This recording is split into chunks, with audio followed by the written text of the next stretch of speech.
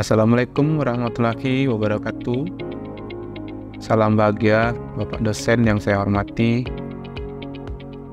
Pada video kali ini saya akan mempresentasikan hasil diskusi kelompok kami mengenai review desain instruksional sebagai pemenuhan tugas ujian tengah semester pada mata kuliah pengajaran dan pembelajaran daring dan bauran siklus yang pertama.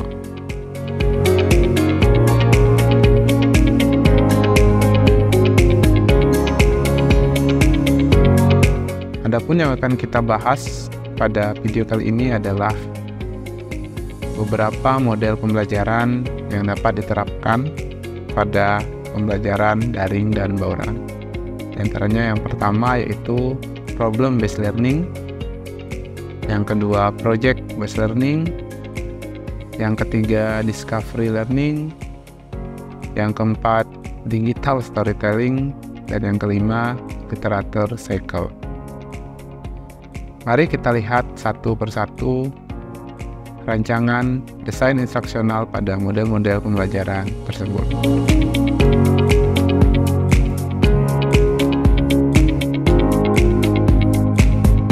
Mari kita lihat model pembelajaran yang pertama, yaitu problem based learning.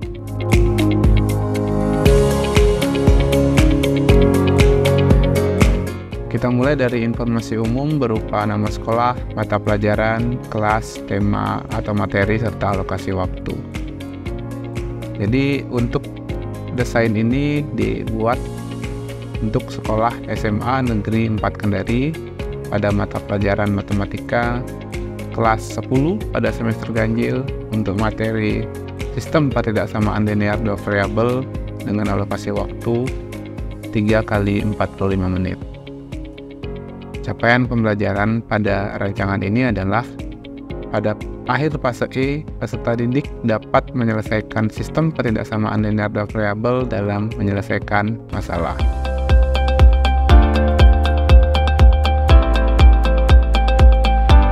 Adapun tujuan pembelajaran pada rancangan desain ini adalah yang pertama, peserta didik dapat memahami solusi dari sistem pertidaksamaan linear dua variabel. Yang kedua yaitu peserta didik dapat menggunakan metode eliminasi dan substitusi untuk menemukan solusi dari sistem pertidaksamaan linear dua variabel.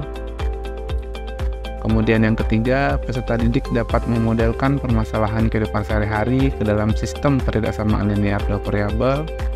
Kemudian tujuan pembelajaran yang keempat yaitu peserta didik dapat menyelesaikan masalah kehidupan sehari-hari yang berkaitan dengan sistem pertidaksamaan linear dua variabel. Selanjutnya mari kita lihat rancangan kegiatan yang dimulai dari kegiatan pendahuluan. Yang pertama, melakukan pembukaan dengan salam pembuka dan berdoa untuk memulai pembelajaran. Kemudian dilanjutkan memeriksa kehadiran peserta didik. Kemudian dilanjutkan lagi dengan menyiapkan fisik dan psikis peserta didik dalam mengawali kegiatan pembelajaran. Kemudian mengkaitkan kembali materi sebelumnya dengan materi yang akan diajarkan. Lalu memberitahukan materi pelajaran yang akan dibahas. Kemudian menjelaskan tujuan pembelajaran, memotivasi peserta didik dan meminta siswa untuk menyiapkan buku paket dan memberikan bahan ajar kepada siswa. Kemudian yang berikutnya adalah memberikan gambaran tentang manfaat mempelajari materi yang akan diajarkan.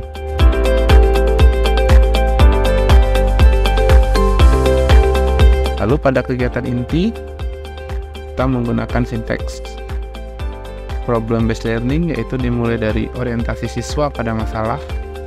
Pada langkah ini, guru memperlihatkan kepada peserta didik tentang masalah yang berkaitan dengan sistem pertidaksamaan linear dua variabel melalui Google Classroom. Kemudian, guru meminta peserta didik untuk menggali informasi tentang sistem pertidaksamaan linear dua variabel.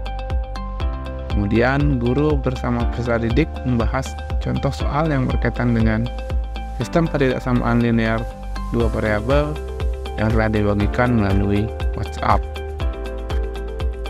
Kemudian pada langkah mengorganisasi siswa untuk belajar, guru membagi siswa ke dalam kelompok belajar yang terdiri dari 4-5 orang. Kemudian guru memberikan LKPD kepada masing-masing kelompok melalui Google Classroom. Lalu guru meminta siswa mengamati atau membaca dan memahami masalah yang termuat dalam LKPD secara individu dan kelompok. Kemudian guru memberikan kesempatan kepada siswa untuk bertanya terkait hal-hal yang belum dipahami. Lalu langkah terakhir pada kegiatan organisasi siswa adalah guru meminta siswa untuk menuliskan informasi yang terdapat dari masalah tersebut di Google Classroom. Kemudian dilanjutkan dengan kegiatan membimbing penyelidikan kelompok.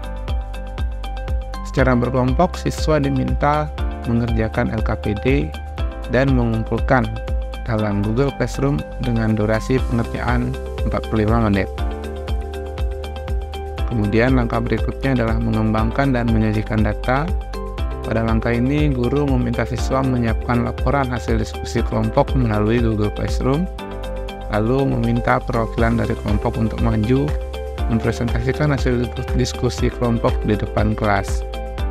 Kemudian langkah terakhir dari sintaks PBL adalah menganalisis dan mengevaluasi, di mana pada langkah ini guru memberikan kesempatan pada kelompok lain untuk menanggapi hasil diskusi kelompok yang tampil melalui Google Classroom. Kemudian guru mempersilahkan kelompok lain yang punya jawaban berbeda untuk maju mempresentasikannya. Lalu guru bersama dengan peserta didik saling memberikan apresiasi. Lalu yang terakhir, guru bersama peserta didik menyimpulkan semua hasil diskusi yang telah dilakukan semua kelompok.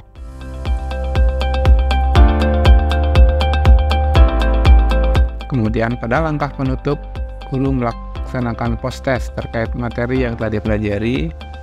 Kemudian peserta didik dan guru membuat kesimpulan dan pembelajaran yang sudah dilakukan. Kemudian guru memberikan tugas mandiri yang dapat diakses melalui Google Form. Kemudian peserta didik mendengarkan arahan guru pada materi pertemuan berikutnya. Lalu peserta didik berdoa untuk menutup pembelajaran.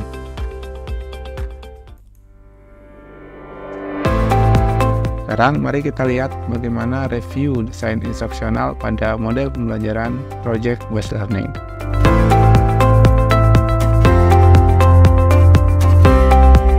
Secara umum, informasi sama dengan model pembelajaran sebelumnya, hanya berbeda pada Project Based Learning ini menggunakan materi diagram pencar atau diagram scatter.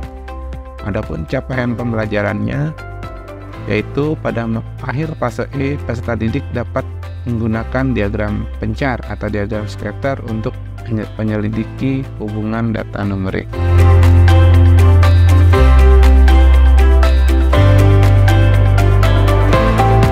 Adapun tujuan pembelajaran, yaitu yang pertama, peserta didik mampu memahami diagram pencar atau diagram scatter.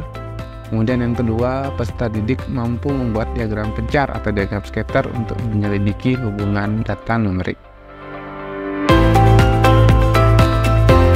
Kemudian pada kegiatan pendahuluan secara umum sebenarnya sama dengan model pembelajaran sebelumnya, yaitu mulai dari melakukan pembukaan sampai memberikan manfaat gambaran atau manfaat dari mempelajari materi yang akan diajarkan. Untuk mempersingkat waktu, mari kita langsung lihat kegiatan inti dari model ini.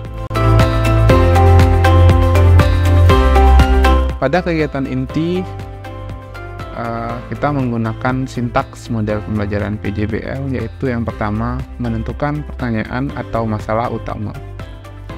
Pada langkah ini, peserta didik dibimbing oleh guru untuk menentukan tema, yaitu membuat sebuah produk diagram pancar atau diagram scatter dalam bentuk poster.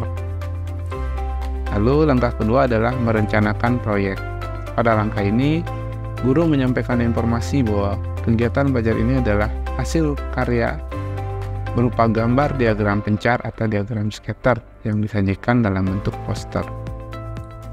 Kemudian guru membagi peserta didik ke dalam beberapa kelompok yang terdiri dari 4-5 orang dengan kemampuan yang beragam. Kemudian guru memastikan seluruh peserta didik memahami proyek dan produk yang akan dihasilkan. Lalu guru bersama peserta didik membuat jadwal penyelesaian proyek. Kemudian peserta didik membuat rencana pengerjaan tugas termasuk media yang akan digunakan, apakah dengan Google Spreadsheet, GeoGebra, atau software online yang lain. Kemudian peserta didik menyusun jadwal start dan finish penyelesaian proyek. Lalu langkah ketiga adalah memonitor kemajuan penyelesaian proyek. Pada langkah ini, peserta didik melakukan diskusi dan mengerjakan proyek sesuai waktu yang telah ditentukan. Yang dilakukan guru adalah mengawasi kemajuan pengejaran proyek dengan memastikan pengerjaannya sesuai prosedur. Kemudian guru memberikan pendampingan khusus untuk kelompok yang mengalami kesulitan dan melakukan monitoring melalui Google Meet jika proyek belum terselesaikan pada pertemuan saat itu. Kemudian yang selanjutnya adalah mempresentasikan dan menguji hasil penyelesaian proyek. Pada langkah ini, peserta didik mengumpulkan dan berbagi materi presentasi melalui media chat room. Kemudian peserta didik mempresentasikan hasil karyanya secara berkelompok menggunakan LCD proyektor. Lalu guru membimbing proses presentasi serta memberi kesempatan kelompok lain untuk menanggapi atau mengajukan pertanyaan kepada kelompok yang sedang presentasi. Kemudian langkah berikutnya adalah mengevaluasi dan merefleksi proses hasil proyek, di mana pada langkah ini guru dan peserta didik pada akhir proses pembelajaran melakukan refleksi dan memberikan apresiasi kepada peserta didik. Adapun kegiatan penutup hampir serupa dengan kegiatan penutup pada PBL, yaitu dimulai dengan siswa diminta untuk menyimpulkan dan mencatat materi yang telah dipelajari, kemudian mengajak siswa bersama-sama untuk melakukan refleksi, kemudian memberikan PR, lalu siswa mendengarkan penyampaian guru tentang materi atau kegiatan pembelajaran berikutnya, dan terakhir ditutup dengan doa sebagai akhir dari pembelajaran.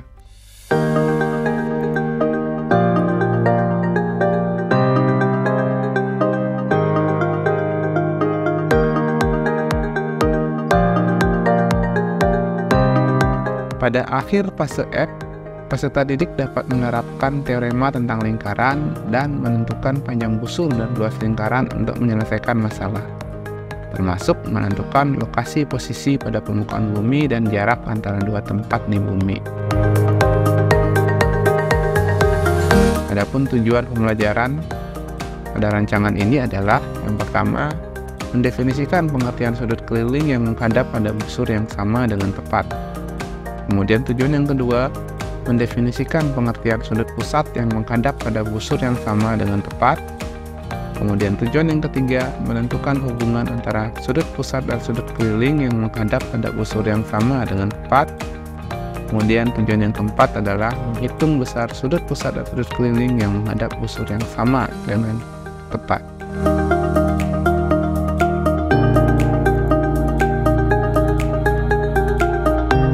Selanjutnya kita lihat kegiatan pendahuluan. Yang pertama adalah menyampaikan salam pembuka dan meminta ketua kelas memimpin doa. Dilanjutkan dengan memeriksa kehadiran peserta didik, lalu memberi persepsi dan motivasi kepada peserta didik, kemudian menyampaikan tujuan pembelajaran, lalu menyampaikan dimensi profil pelajar Pancasila sesuai topik pembelajaran, kemudian berikutnya memberikan pertanyaan pemantik, lalu menyampaikan skenario pembelajaran, dan berikutnya dilanjutkan dengan membagi kelompok peserta didik dan meminta peserta didik untuk duduk bersama kelompoknya. Kemudian pada kegiatan inti, kita menggunakan sintaks discovery learning yang dimulai dengan stimulation. Pada tahap stimulation, guru memberikan rangsangan kepada peserta didik dengan menyajikan masalah dalam kehidupan sehari-hari. Lalu guru menyiapkan masalah dalam bentuk soft file, kemudian mengirimkan file tersebut melalui Google Classroom. Lalu, guru meminta peserta didik untuk mengakses permasalahan sajikan tersebut melalui Google Classroom. Kemudian langkah kedua dari sintaks discovery learning adalah problem statement. Pada langkah ini, guru memberikan kesempatan kepada peserta didik untuk mengidentifikasi sebanyak mungkin hal yang diketahui terkait permasalahan yang disajikan pada Google Classroom. Lalu pada tahap data collection, guru meminta peserta didik untuk melakukan aktivitas searching melalui mesin pencari Google maupun melalui platform video YouTube untuk mengumpulkan data atau informasi. Lalu, guru meminta peserta didik untuk membuat lingkaran beserta unsur-unsurnya dengan menggunakan GeoGebra yang tersedia secara online. Lanjut pada langkah berikutnya, yaitu pada data processing, guru berkeliling ke setiap kelompok dan memberi bantuan kepada kelompok yang mengalami kesulitan. Kemudian, langkah terakhir dari sintaks discovery learning yaitu verification and generalization.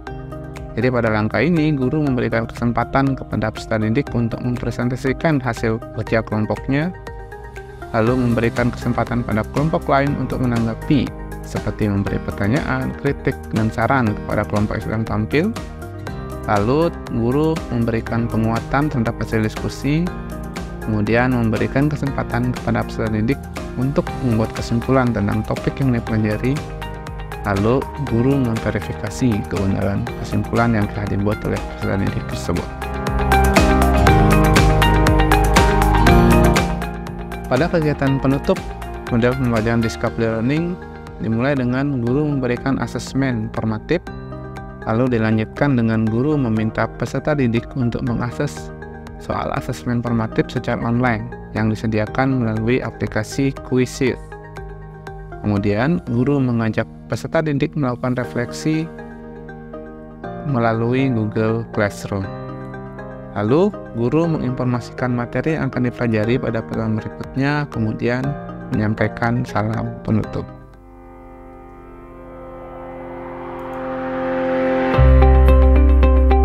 Selanjutnya, mari kita lihat review desain instruksional pada digital storytelling.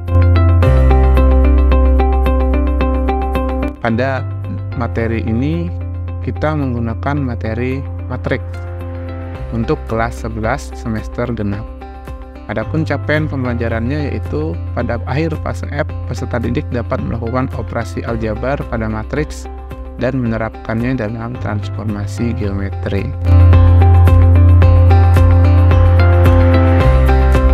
Adapun tujuan pembelajarannya yaitu yang pertama, memahami konsep matriks, yang kedua, mengidentifikasi jenis-jenis matriks berdasarkan ordo dan elemen penyusunnya. Kegiatan pendahuluan dimulai dengan menyampaikan salam pembuka, kemudian mempersiapkan kelas, kebersihan dan kerapian peserta didik, kemudian meminta ketua kelas memimpin doa, menanyakan kabar dan mengecek kehadiran peserta didik, lalu memberikan observasi dan mereview kembali materi sebelumnya yang berkaitan dengan materi yang akan dipelajari, menyampaikan tujuan pembelajaran, lalu menyampaikan dimensi profil pelajar Pancasila sesuai topik pembelajaran, kemudian memberikan pertanyaan pemantik. Adapun kegiatan inti pada model ini adalah yang pertama, orientasi, di mana guru menyampaikan rencana kegiatan melalui PPT atau PowerPoint. Kemudian memberikan contoh hasil karya berupa video narasi. Lalu menyampaikan komponen-komponen yang wajib dimuat dalam video narasi dan memaksimalkan durasinya. Kemudian menginformasikan dan menyarankan software atau aplikasi yang telah familiar dikenal oleh peserta didik untuk menunjang digital storytelling. Hal yang berikutnya, menyampaikan jadwal kegiatan seperti batas akhir penyelesaian video narasi dan jadwal presentasi. Tidak lupa guru memastikan seluruh peserta didik memahami kegiatan yang akan dilakukan. Lalu langkah kedua yaitu mengorganisasi peserta didik, di mana pada langkah ini guru membagi peserta didik ke dalam 4-5 kelompok dengan beragam tingkat kemampuan. Kemudian langkah ketiga, memonitor peserta didik. Pada langkah ini, guru meminta peserta didik untuk memulai kegiatan kelompok dan mengarahkan untuk mencari materi yang dimaksud di internet atau pada buku cetak. Lalu berikutnya, peserta didik mengerjakan video narasi dengan memanfaatkan berbagai aplikasi atau media lain yang mendukung. Kemudian memonitor kemajuan penyelesaian video. Lalu berikutnya melakukan penilaian tentang kerjasama antar kelompok. Langkah berikutnya adalah mengembangkan dan menyajikan hasil karya. Pada langkah ini, guru meminta setiap kelompok menampilkan dan mempresentasikan video narasi yang telah dihasilkan dengan menggunakan proyektor. Kemudian langkah terakhir adalah menganalisa dan mengevaluasi hasil diskusi, di mana pada langkah ini guru memberikan kesempatan kepada kelompok lain untuk menanggapi, seperti memberikan pertanyaan, kritik, dan saran kepada kelompok yang sedang tampil. Lalu guru memberikan penguatan terhadap hasil diskusi dan meminta peserta didik mengumpulkan video narasi.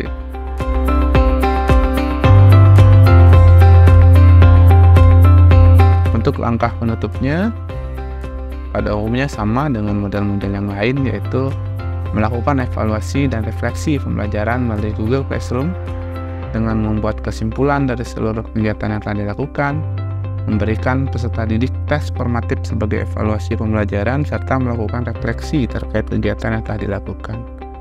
Kemudian berikutnya adalah menginformasikan materi yang akan dipelajari pada pertemuan berikutnya dan memberikan salam penutup.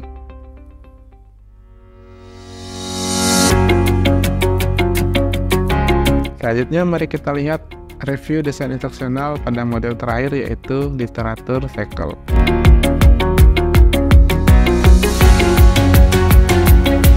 Pada literatur cycle ini kami mengangkat tema statistik untuk kelas 12 semester ganjil. Adapun capaian pembelajarannya yaitu pada akhir fase F, peserta didik dapat melakukan proses penyelidikan statistika untuk data bivariat dan mengevaluasi berbagai laporan berbasis statistik.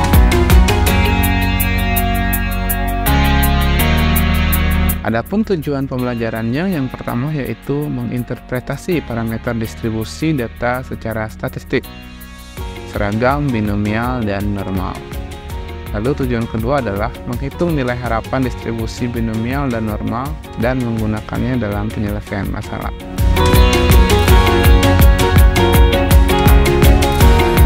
Kemudian pada kegiatan pendahuluan, guru mengucapkan salam dan siswa menjawab salam. Kemudian peserta didik berdoa bersama sebelum memulai pembelajaran. Lalu guru memeriksa kehadiran siswa. Dilanjutkan dengan guru memberikan pertanyaan pemantik dan guru menyampaikan tujuan pembelajaran dan manfaat materi tersebut dalam kehidupan sehari-hari.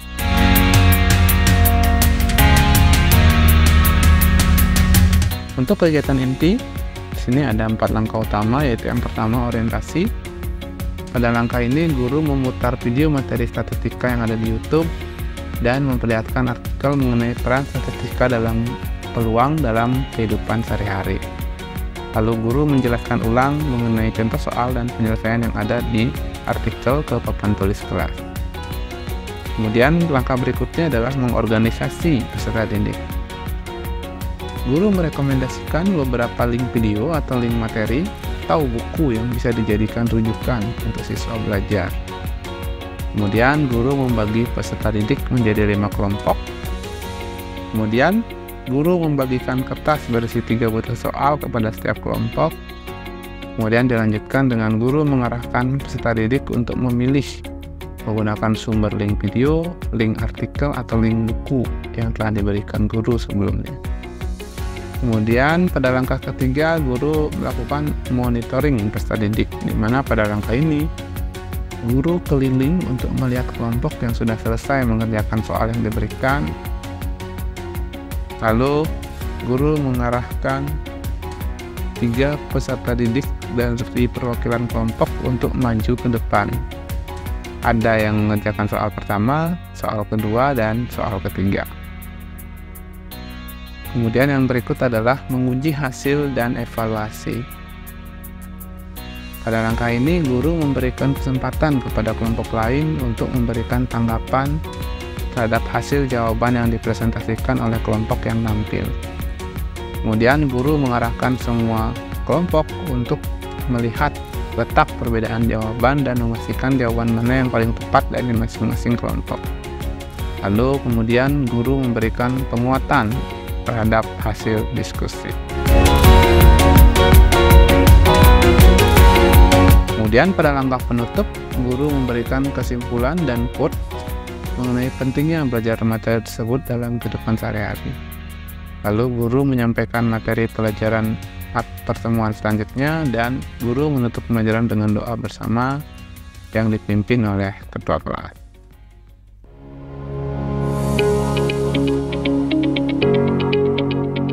Baik, itulah tadi pemaparan review desain instruksional yang sudah kami diskusikan bersama kelompok. Semoga apa yang disampaikan pada video ini bisa bermanfaat untuk kita semua. Salam bahagia Bapak dosen saya hormati. Sebagai penutup dari video ini, saya ucapkan wassalamualaikum warahmatullahi wabarakatuh.